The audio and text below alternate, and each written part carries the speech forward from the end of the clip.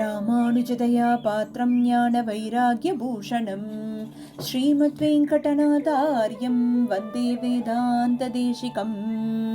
வேயர்புகழ் வில்லிபுத்தூர் ஆடிப்பூரம் மேன்மேலும் மிக விளங்க விட்டு சித்தன் தூய திருமகளாய் வந்து அரங்கனார்க்கு துழாய் மாலை முடிசூடி கொடுத்த மாதே, நேயமுடன் திருப்பாவை பாட்டாரைந்தும் நீ உரைத்த தையொரு திங்கள் பாமாலை, ஆய புகழ் 100 43 அன்புடனே அடியேனுக்கருள் செய் நீயே. அஸ்மத் குருப்யோ நமக. அனைவருக்கும் அடியேனுடைய நமஸ்காரங்கள். திருப்பாவையினுடைய 19வது நாள் இன்றைய நாள் பாசுரம். குத்துவிளக்கெரிய கோட்டுக்கால் கட்டில் மேல் மெத்தென்ற பஞ்ச சயனத்தின் மேலேறி கொத்தலர் பூங்குழல் நப்பின்னை கொங்கை மேல் வைத்து கிடந்த மலர்மார்பா வாய்த்திரவாய், மைத்தடங் கண்ணினாய் நீ உன் மணாளனை எத்தனை போதும் துயிலெழ ஒட்டாய்கான், எத்தனை ஏலும் பிரிவாற்ற கில்லாயால் தத்துவம் அன்று தகவேலோர் எம்பாவாய்.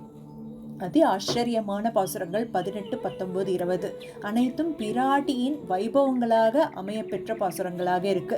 அதுவும் இந்த 19வது பாசுரத்திற்கு ஒரு கூடுதலான ஒரு ஏற்றம் உண்டு. என்னன்னு பார்க்கும் பொழுது இந்த பாசுரம் தான் சம்ஸ்கிருத தனியன் அமைவதற்கு அடிப்படையாக இருந்த பாசுரம். அதாவது சம்ஸ்கிருத தனியினுடைய அர்த்தான விஷயங்களை நம்ம அவதாரிக்கையில அனுபவித்தோம். அதனுடைய சாரமானது என்ன, இந்த 19வது பாசுரத்தின் அர்த்தம் என்ன அப்படின்னு பார்த்தா, நீலாதேவியான நப்பின்னை பிராட்டியின் திருமார்போடு திருமார்பாக கண்ணன் ஏகாந்தமா சயனத்தின் இருக்கான். அவனை எழுப்பி நாங்கள் உனக்கு தாசர்கள் அப்படின்னு நினைவூட்டின பாசுரம் இது. நீரே எம்மை ரட்சிக்க வேண்டும் என்று சொல் மாலையால் கட்டி போட்ட பாசுரம் தான் 19வது பாசுரம். இங்கு ஏகாந்தமாக இருக்கக்கூடிய கண்ணன் 18வது பாசுரத்துல என்ன அனுபவிச்சோம் அப்படின்னா, ஒரு கையில பந்தும் ஒரு கையில நாராயணன் அப்படிங்கிற அந்த ஒரு விஷயத்தோடு முடிந்தது இல்லையா. இதுல இருந்து சூக்ஷ்மமா நாம் என்ன புரிஞ்சுட்டோம் அப்படின்னா, பிராட்டி புருஷகார பூத்தையாக இருந்து கொண்டு நம்மையும் பெருமாளையும் இணைப்பது, அந்த பாலமாக இருந்து இணைக்கக்கூடியவள் பிராட்டி தான் அப்படின்னு பார்த்தோம். இப்போ பிராட்டி கதவை திறக்கிறதுக்கு தயாராயிட்டாளாம். உடனே கிருஷ்ணன் பார்த்தான். அவளை தடுத்து நிறுத்தி, வந்திருக்கிறவாள் என்னுடைய பக்தர்கள் அப்படின்னு சொல்லி அவளை பிடித்து இழுத்து தள்ளுறானாம். அதற்கு பிராட்டி உடனே சொல்றாளாம், அவ்வளவு அக்கறையா உங்களுக்கு? அவ்வளவு அக்கறை இருந்ததுன்னா அம்பரம் மூடறுத்து ஓங்கி உலகளந்த உம்பர்கோமானேன்னு வாயார பாடினாலே நீங்க அப்பயே எழுந்து போயிருக்க வேண்டாமா? ஆசையா கதவை திறந்து அவ கேட்கக்கூடிய அந்த கைங்கரியத்தை கொடுத்திருக்க வேண்டாமா? அதை பண்ணாம இப்ப என்னோட போட்டி போட்டு இருக்கேளா? அபிமானத்தோட போய் திறக்கணும் நீங்க. அதை விட்டுட்டு போட்டியா? இப்படி இருவருக்குள்ளையும் ஒரு சலசலப்பு ஏற்படுறது, ஒருத்தருக்கு ஒருத்தர் வாதம் ஏற்பட்டு கொண்டிருக்கிறது. யார் போய் தரப்பா யாரு அப்படிங்கறது ஒருத்தர் பிடிச்சு இழுத்துட்டு இருக்காளாம். போக விடாம தடுத்துட்டு இருக்கா ஒருத்தருக்கு ஒருத்தர். அப்படி இழுக்கும் பொழுது ஒருத்தர் போய் இன்னொருத்தர் மேல போய் விழ, அப்படியே ஒரு பக்கத்துல 2 பேரும் மேல விழுந்து கிடக்கலாம். இப்ப வெளியில கோஷ்டி காத்துட்டு இருக்கா. என்ன சொல்றாவா? குத்து விளக்கெரிய கோட்டுக்கால் கட்டில் மேல் ஆரம்பிக்கிறா. வெளியில கோஷ்டி காத்திருக்க, உள்ள குத்து விளக்கு நல்ல பிரகாசமா எரிஞ்சுட்டு இருக்கு. யானை தந்தங்களாலான கட்டில் ஒரு பக்கம், அதற்கு மேல மெத்தென்ற பஞ்சனை, அதற்கு மேல நப்பின்னை பிராட்டி, அதற்கு மேல நப்பின்னை கொங்கை மேல் உறங்க கொண்டிருக்கும் மலர் மார்பா. கண்ணா நீ வாய் திறவாய். இப்போ பெருமாளை எழுப்புறா. இந்த ஒரு பாசுரத்துல பெருமாளை எழுப்புறா. கண்ணா நீ எழுந்திருக்க மாட்டியா? அடியார்களை கொண்டு அடைய வேண்டும் அப்படிங்கறத புரிஞ்சுட்டோம். அப்புறமா உன்னை எழுப்பினும் பதில் காணும். சரி, இதற்கு முன் பாசுரத்துல பிராட்டியை எழுப்பி பார்த்தோம், பிராட்டி கிட்ட இருந்தும் பதில் வரவில்லை. அப்போ சரி நீயாவது வந்து திறப்பியா அப்படின்னு பாக்கலான்னா, வாய் திறவாய், வாயை கூட திறந்து பேச மாட்டேங்கிறியே. அப்போ என்ன ஆச்சு? 2 பேரும் ஒருத்தருக்கு மேல ஒருத்தர் படுத்துண்டு பிராட்டி கண்ணாலேயே பேசி கொண்டிருக்கிறாளாம். பெருமாள்கிட்ட போய் திறக்கிறேலா, நான் போய் திறக்கட்டுமா அப்படிங்கிற மாதிரி பேசுவே. இவ என்ன நினைச்சுட்டா, பிராட்டி தான் பெருமாளை தடுத்துட்டு இருக்கா, போகாம தடுத்துட்டு இருக்கான்னு நினைக்கவே இப்ப என்ன சொல்றா, மைத்தடம் கண்ணினாய். அப்படி இருக்கக்கூடிய அழகான ஒரு ஸ்திதியில இருக்கக்கூடிய பிராட்டி, புருஷகார பூத்தையாக இருந்து நம்மை சேர்த்து வைக்கக்கூடியவள் அவள்தான். அப்படி இருக்கக்கூடிய பிராட்டி செய்யக்கூடிய ஒரு செயலா இது? அவளுடைய ஸ்வரூபத்திற்கு இது அழகா? மைத்தடங் கண்ணினாய், நீ உன்னுடைய மணாளனை பிரியவே மாட்டியா? ஒரு க்ஷணம் கூட பிரியவே மாட்டியா? அந்த ஒரு க்ஷணம் அவனை அனுப்பி வைத்து எங்களை கடாட்சிக்க சொல்லி அந்த கைங்கரியத்தை கொடுத்தால் நாங்க தொந்தரவே பண்ண மாட்டோம். எப்படி உன்னுடைய அந்த ஒரு புருஷகாரத்தை விட்டு கொடுத்து பெருமாளையும் பிரியாமல் எப்பொழுதும் அவன் கூடவே இருந்து உன்னுடைய ஸ்வரூபத்திற்கு இது அழகா, எத்தனை ஏழும் பிரிவாற்றக்கில்லாயால், இது தத்துவமும் கிடையாது, தகவேலோர் எம்பாவாய், இது நன்னாவே இல்லையே அம்மா அப்படின்னு சொல்லி வெளில இருக்கக்கூடிய கோஷ்டிகள் குரல் கொடுக்கறாளாம். அதாவது கடைசி வரைக்கும் 2 பேரும் கதவை திறக்கவே இல்லை. கண்ணுக்குள்ளேயே அப்படியே 2 பேரும், கண்ணனும் பிராட்டியும் பேசிக்கிட்டே இருக்காளே தவிர வெளியில குழந்தைகள் காத்துட்டே இருக்கா. திறந்த பாடும் கிடையாது. அப்போ அடுத்த பாசுரத்தில் தான் நமக்கு தெரியும் யார் திறந்தா. பிராட்டி புருஷகார பூத்தையாக இருந்து இந்த குழந்தைகளுக்கு உதவினாளா, பெருமாள் கட்டாட்சித்தானா, அந்த கைங்கரியத்தை கொடுத்தானா, எப்படி வந்தான் அப்படிங்கிற பலதரப்பட்ட சுவாரஸ்யமான விஷயங்கள் 20வது பாசுரத்தில் நாம் அனுபவிக்கலாம். அப்போ இந்த 19வது பாசுரத்தோடு நாம் அனுபவிக்க போற நாராயணிய தசகம் என்ன அப்படிங்கறத நம்ம நேத்தே அறிவிச்சிருந்தோம். அதாவது 18, 19, 20 இது 3மே பிராட்டியின் வைபவங்களாக இருக்கக்கூடியது. அதனால பெருமாள் கிருஷ்ணாவதாரம் எடுத்து 16,008 தேவிமார்களை மணந்தான் இல்லையா, அந்த வைபவத்தை தான் நம்ம அனுபவிக்க போறோம். நேத்திக்கு ஜாம்பவதி நாச்சியாரோடும் சத்யபாமாவோடும் பெருமாளுக்கு எப்படி திருக்கல்யாணம் நடந்தது அப்படிங்கறத ஒரு அழகான ஒரு சுவாரஸ்யமான கதையை கொண்டு நாம அனுபவிச்சோம். இன்னைக்கு இந்த நரகாசுரவத வர்ணனம் அப்படிங்கிற 81வது தசகத்தின் மூலியமாக நாம பெருமாள் எப்படி 16,005 தேவிமார்களை மணந்தார் அப்படிங்கறத பார்க்க போறோம். அதாவது முதல்ல பட்ட மகிழ்ச்சியான ருக்மிணி தாயார் தான். அதை நம்ம 20வது பாசுரத்தோடு அனுபவிக்க போறோம். நேத்தி பார்த்தது ஜாம்பவதி நாச்சியாரும் சத்யபாமாவும். இன்றைக்கு பார்க்க போறது 16,005 பெண்மண்கள். அப்ப இவாளோட எப்படி பெருமாளுக்கு அந்த ஒரு திருக்கல்யாண வைபவம் நடக்கிறது அப்படிங்கறதும், என்னென்ன தருணத்துல பெருமாள் எப்படி இவாளுடைய கரத்தை பிடித்தான் அப்படிங்கறதையும் நாம அனுபவிக்க போறோம். இந்த 81வது தசகத்துல முதல் 2 பாசுரங்கள் பார்த்தா அர்ஜுனனுடைய திருக்கல்யாணத்தை பெருமாள் எப்படி அழகாக நடத்தி வைத்து ஆசீர்வாதம் பண்ணார் அப்படிங்கறத, அதாவது அர்ஜுனனுடைய திருக்கல்யாணமானது பெருமாள் சத்யபாமாவோடு எழுந்தருளி அதி ஆச்சரியமாக திரௌபதியோடும் சுபத்ராவோடும் அர்ஜுனனுக்கு கோலாகலமாக நடைபெற்றது அப்படின்னு சொல்லி அவளை ஆசீர்வதிக்கும் வகையில ஹஸ்தினாபுரத்துல அவ கூடையே இருந்து அவளுக்கு நல்லது கெட்டது எல்லாத்தையும் கூட இருந்து சொல்லி கொடுத்து அந்த இந்திரபிரஸ்தத்தையும் அழகாக நிர்மாணப்படுத்தி கொடுத்து இப்படி சந்தோஷமாக அவளுடைய பரிபூர்ண ஆசீர்வாதங்களோடு 2 பேரும், அதாவது அர்ஜுனன் சுபத்ராவும் அர்ஜுனன் திரௌபதியும் சந்தோஷமாக இருந்தார்கள் அப்படிங்கிறது தான் இந்த 2 ஸ்லோகங்கள். இப்போ 3வது ஸ்லோகத்திலிருந்து, அதாவது பெருமாளுக்கு எப்படி 16,005 தேவிமார்களோடு திருமணம் ஆனது அப்படிங்கறத பார்க்க போறோம். இதுல 3வது ஸ்லோகத்தில் முதல் 2 வரிகள் 4வது பெண்ணை எப்படி மணந்தார் அப்படிங்கறத பார்க்க போறோம். தத்ர கிரீடன்னபி ச யமுனா கூல திருஷ்டாம் கிரஹீத்வா தாம் காலிந்தீம் நகரமகமக காண்டவ பிரீனிதாக்னிகி அப்படிங்கிற, அதாவது யமுனையின் தேவதையான காளிந்தி என்ற ஒரு தேவி, அவளுக்கு கிருஷ்ணன் மீது அப்பேற்பட்ட காதல். இப்ப பெருமாளை நோக்கி தபஸ் பண்றா, பெருமாளை அடைய வேண்டும் அப்படின்னு தபஸ் பண்ண அர்ஜுனனும் கிருஷ்ணனும் ஒரு சமயம் யமுனை நதிக்கு செல்ல, அப்ப காளிந்தி முன் தன்னுடைய ஆசையை எடுத்து கூற 4வது தேவியாக கிருஷ்ணன் காளிந்தியை மணக்கிறார் அப்படிங்கிறது தான் இந்த 3வது ஸ்லோகத்தினுடைய முதல் 2 வரிகள். அடுத்தபடியாக 5வது தேவதை, இவள் கிருஷ்ணனின் அத்தையுடைய பெண். இந்த கிருஷ்ணனுடைய அத்தை யார் அப்படின்னா வசுதேவரினுடைய தங்கை ராஜாதி தேவி அப்படிங்கிற ஒரு நாமம். அவள் யார் அப்படின்னா அவந்தி தேச இளவரசியாக இருக்கிறாள். அவளுக்கு மித்ரவிந்தா அப்படின்னு சொல்லக்கூடிய ஒரு மகள். அப்போ பிராத்ருத்ரஸ்தாம் பிரணய விவசாம் தேவ பைத்ருஷ்வசேயீம் ராஜ்ஞாம் மத்தியே சபதி ஜகுருஷே மித்ரவிந்தாம் அவந்தீம். அவந்தியினுடைய இளவரசியான மித்ரவிந்தாவை மணக்கிறார் பெருமாள். இதுல என்ன ஒரு சுவாரஸ்யம் அப்படின்னா, இவளுடைய மைத்துனர்களும் இந்த கல்யாணத்துல விருப்பமே கிடையாதாம். அதாவது கிருஷ்ணனை மணக்க கூடாதுங்கிறதுல ரொம்ப ஒரு தீர்க்கமா இருக்கக்கூடியவா பெருமாள் இவளை அபகரித்து கொண்டு ஆசையோடு இவளுடைய கரத்தை பிடிக்கிறார் அப்படிங்கிறது தான் 3வது ஸ்லோகம். 4வது ஸ்லோகத்துல முதல் 2 வரிகள் சத்யாம் கத்வா புனருதவகோ நக்னஜின் நந்தனாம் தாம் பத்வா சப்தாபிச்ச விஷவரான் சப்தமூர்த்திர் நிமேஷாத்.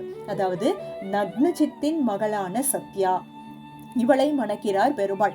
7 ஜல்லிக்கட்டு காளைகளை அடக்கினான், ஒரே நிமிஷத்துல அடக்கினானான் பெருமாள்.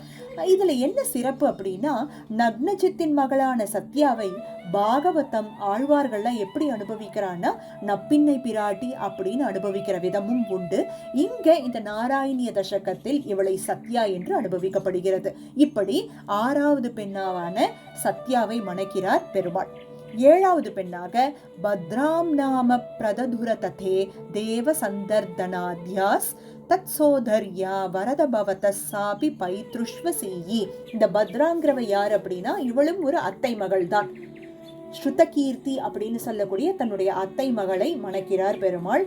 ஆனா இதுல என்ன சுவாரஸ்யம் அப்படின்னா, இவளுடைய மைத்துனன்மார்கள்லாம் ரொம்ப சந்தோஷமாக ஆசையோடு கிருஷ்ணனுக்கு தாரவாத்து கொடுக்கிறாளாம், எந்தவித கேள்வியும் இல்லாமல் கஷ்டமும் இல்லாமல்.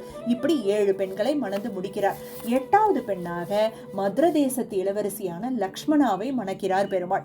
இதுல என்ன ஒரு சுவாரஸ்யமான விஷயம் அப்படின்னா, பார்த்தாத்யைர் அப்யகிருதலவனம் தோயமாத்ராபிலக்ஷ்யம் லக்ஷம் சித்வா ஷபரமவ்ருதா லக்ஷ்மணா மத்ரகன்யா.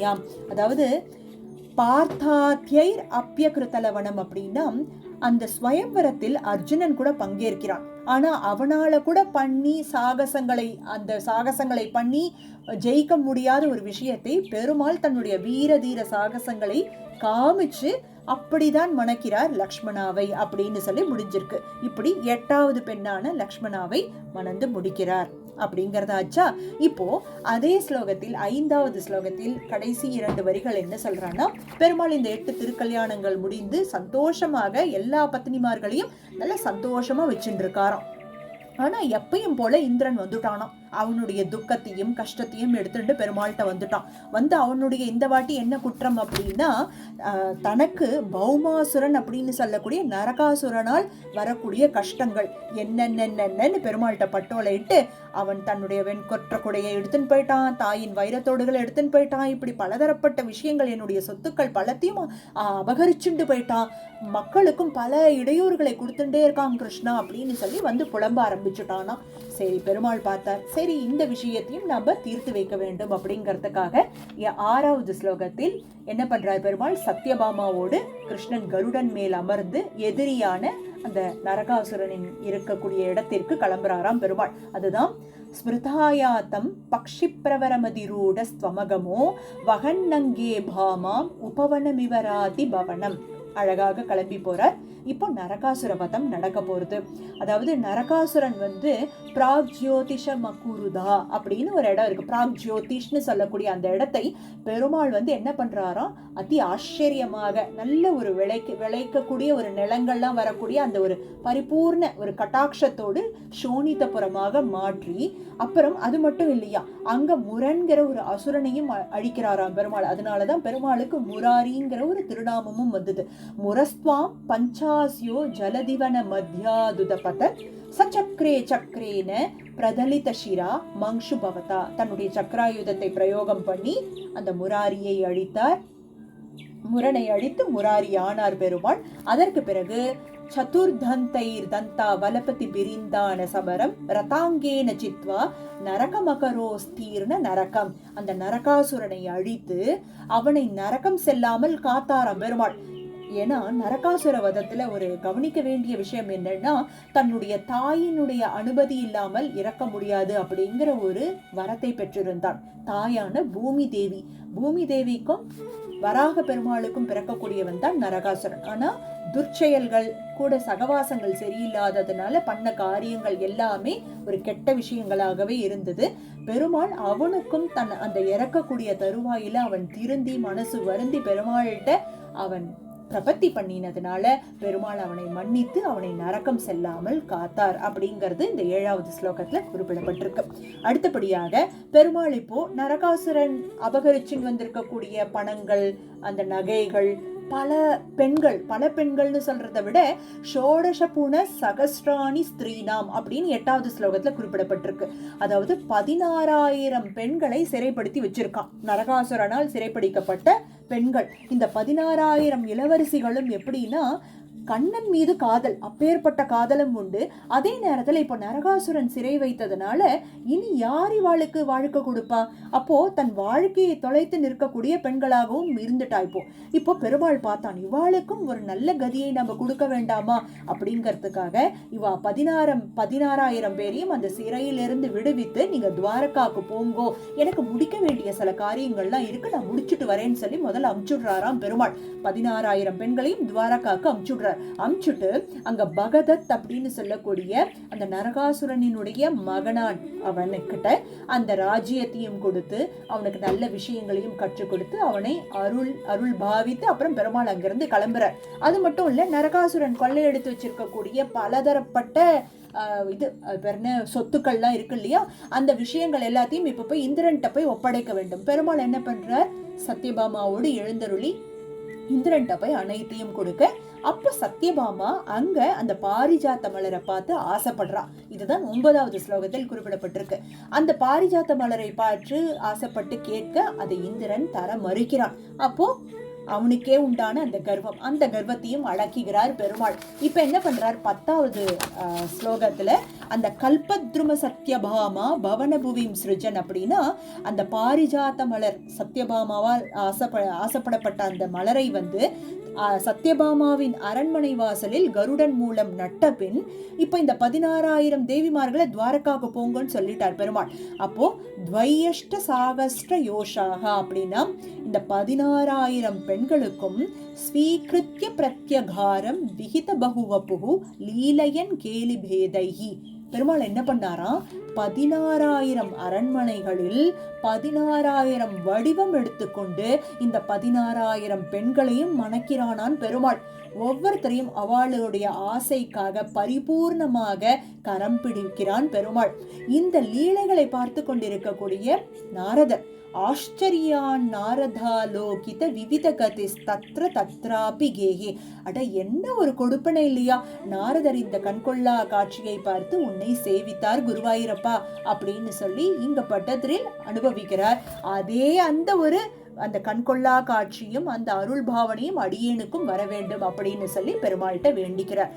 இதோட பெருமாளுக்கு எப்படி 16,005 தேவிமார்களோடு திருக்கல்யாணம் ஆனது அப்படிங்கிறத அனுபவிச்சோம். நாளைக்கு நாம பட்ட மகிழ்ச்சியான ருக்மிணி தாயாரோடு பெருமாளுக்கு எந்த சூழ்நிலையில் எப்படி கரம் பிடித்தார் ருக்மிணி தாயாரை அப்படிங்கிறத நாம அனுபவிக்க போறோம். ஆக 18, 19, 20 இந்த 3 பாசுரங்களுமே பிராட்டியினுடைய பிரபாவங்களாக பிராட்டியை மணந்த அந்த அதி ஆச்சரியமான தருணங்களை நம்ம அனுபவிச்சு கொண்டிருக்கிறோம். அஸ்மத் குருப்யோ நமக. ஆண்டாள் திருவடிகளே சரணம். சீரார் தூப்புல் திருவேங்கடமுடையான் திருவடிகளே சரணம்.